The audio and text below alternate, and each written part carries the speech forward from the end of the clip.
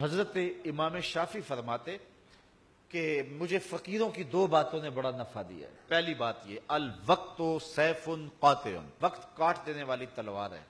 وقت کو تم کاٹو نہیں تو وقت تمہیں کاٹ دے گا، یا تم وقت پہ حاوی ہو جاؤ اور تمہاری مرضی سے گزرے وقت، تمہاری دسترس میں ہو وقت، اور یا پھر وقت تمہیں گزار دے۔ ایک ان دونوں میں سے ایک چیز ہوگی۔ اللہ کا شکر ہے اس وقت ہم وقت کو گزار رہے ہیں، چونکہ ہم قرآن مجید کا درس سننے اور سنانے میں مصروف ہیں۔ اگر ہم یہاں نہ ہوتے، کہیں بیٹھ کے تاش کھیل رہے ہوتے، تو وقت کی رفتار اور گھڑی کی رفتار کیا اس سے مختلف ہوتی؟ وہ اسی رفتار سے چل رہی ہوتی، لیکن پھر وقت ہمیں گزار رہا ہوتا۔ لیکن اب وقت کو ہم گزار رہے ہیں۔ کہا ایک تو فقیروں کی اس بات نے مجھے بڑا نفع دیا اور میں وقت کو گزارا ہے، وقت نے مجھے نہیں گزارا۔ دوسری بات فقیروں کی جو میرے لیے بڑی نفع بخش ثابت ہوئی، وہ یہ ہے کہ درویش کہتے ہیں، اللہ والے لوگ کہتے ہیں کہ اپنے آپ کو نیکی کے کام میں لگا دو ورنہ نفس تمہیں برائی کے کام میں لگا دے گا۔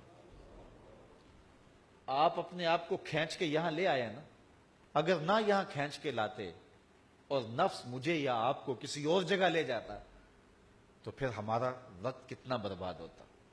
تو کہا تم کھینچ کے اپنے آپ کو نیکی کے کام پہ لگا دو ورنہ نفس جو ہے وہ تمہیں برائی کے کام پہ لگا دے گا۔ بلکہ صوفیاء کے ہاں تو اس بات کا خیال رکھا جاتا ہے کہ وقت کا زیادہ اچھا مصرف کیا ہے، بہتر سے بہتر کی تلاش میں۔ حضرت اویس کرنی رضی اللہ تعالیٰ عنہ حضور کی زیارت نہیں کر سکے۔ بوڑھی ماں تھی جن کی خدمت ان کو حضور کی زیارت سے روکے ہوئے تھی، بلکہ حضور اپنی قمیض کے بٹن کھول کے یمن کی طرف رخ کر کے لمبی لمبی سانسیں لیتے ہیں اور فرماتے ہیں مجھے یمن سے یار کی خوشبو آ رہی ہے۔ تو کسی نے کہا حضور وہ اتنا آپ اس سے پیار کرتے ہیں اور وہ ملنے بھی نہیں آیا آپ کو؟ کہا اس کی بوڑھی اور نابینا ماں ہے جس کی خدمت اسے میرے حضور آنے سے روکے ہوئے، اور کوئی اویس بن عامر کو ملے اور میرا سلام کہے اور اس کو کہے کہ میری امت کی بخشش کی دعا کرے۔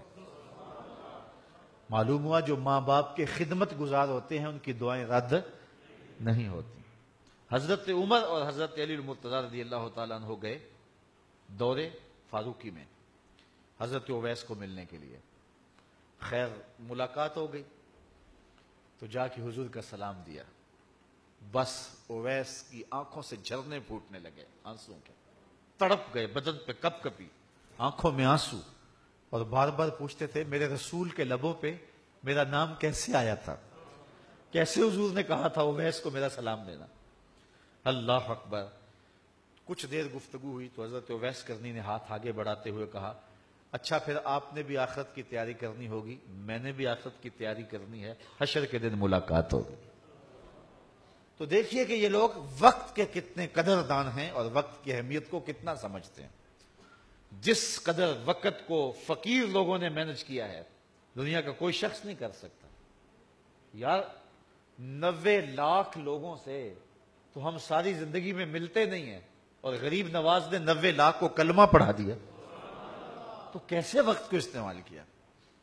امام بخاری کو دیکھیں، امام غزالی کو دیکھیں، امام رازی کو دیکھیں، حضرت امام احمد بن حنبل کو دیکھیں، ان لوگوں کا کام دیکھیں، امام احمد رضا کو دیکھیں۔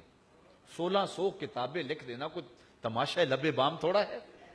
تو کیسے انہوں نے وقت کو گزارا اور وقت کی اہمیت کو جانا، اور ہم ہیں کہ اپنا وقت ضائع کر رہے ہیں۔ چائے والے کھوکھے پہ بیٹھ کے تو وقت گزر گیا، اور حمام پہ بیٹھے تو وقت بیت گیا، گپ شپ شروع ہوئی تو بس اس پہ وقت لگ گیا۔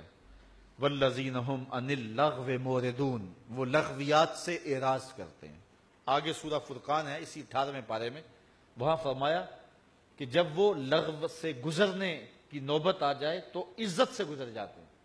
وہ باندر کا تماشا دیکھنے رک نہیں جاتے، ان کے مقاصد جلیل ہیں، ان کی زندگی کے بڑے مقاصد ہیں، وہ اپنی زندگی کو ان مقاصد کے حصول کے لیے لگا کے بیٹھے ہوئے ہیں، تو اب وہ اپنے وقت کو ضائع نہیں کرتے۔